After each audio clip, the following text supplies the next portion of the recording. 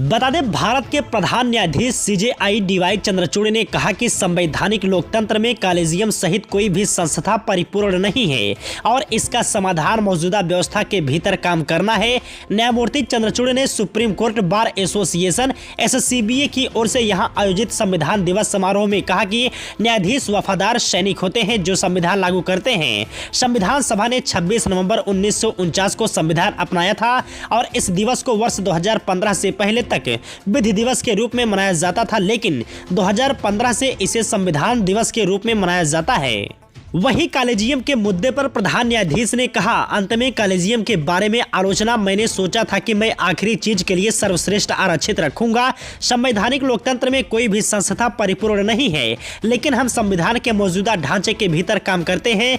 मेरे सहित कॉलेजियम के सभी न्यायाधीश हम संविधान को लागू करने वाले वफादार सैनिक हैं। जब हम खामियों की बात करते हैं तो हमारा समाधान है मौजूदा व्यवस्था के भीतर काम करना है। उन्होंने कहा कि न्यायपालिका में अच्छे लोगों को लाने और उन्हें उच्च वेतन देने से कॉलेजियम प्रणाली में सुधार नहीं होगा। CJI ने कहा, SCBA ने अच्छे लोगों के बारे में प्रश्न उठाया है। अच्छे लोगों को न्यायपालिका में प्रवेश दिलाना, अच्छे वकीलों को न्यायपालिका में प्रवेश दिलाना केवल कॉलेजियम में सुधार करने का कार्य नहीं है।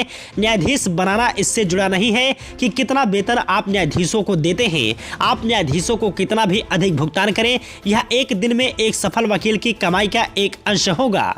वहीं CJI ने कहा कि लोग सार्वजनिक सेवाओं के प्रति प्रतिबद्धता की भावना के लिए न्यायाधीश बनते हैं। उन्होंने यह भी कहा कि जज बनना अंतरात्मा की पुकार है। न्यायिक कार्यालयों को युवा वकीलों के लिए आकर्षक बनाने की आवश्यकता पर जोर देते हुए उन्होंने कहा कि हमें यह सुनिश्चित करना होगा कि युवा वकीलों को न्यायाधीशों द्वारा सलाह दी जाए। न्यायमूर्ति चंद्रचूड़ ने कहा कि संविधान समय की नई सामाजिक वास्तविकताओं को पूरा करने के लिए लगातार विकसित हो रहा है।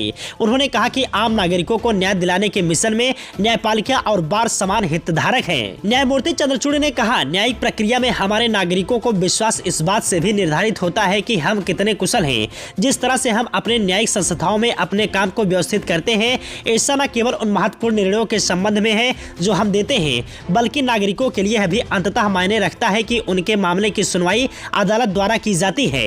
वहीं बार के वरिष्ठ सदस्य से गरीब वादियों के मामलों को निःशुल्क लड़ने का अनुरोध करते हुए उन्होंने कहा कि प्रक्रिया को संसदागत बनाया जा सकता है और वह इस पर बातचीत के लिए तैयार है। न्यायमूर्ति चंद्रचूड़ ने यह भी कहा कि कानूनी पेशे को अपने औपनिवेशिक आधार को छोड़ने की जरूरत है और वकीलों के सख्त ड्रेस कोड पर पुनर्विचार किया जा सकता है।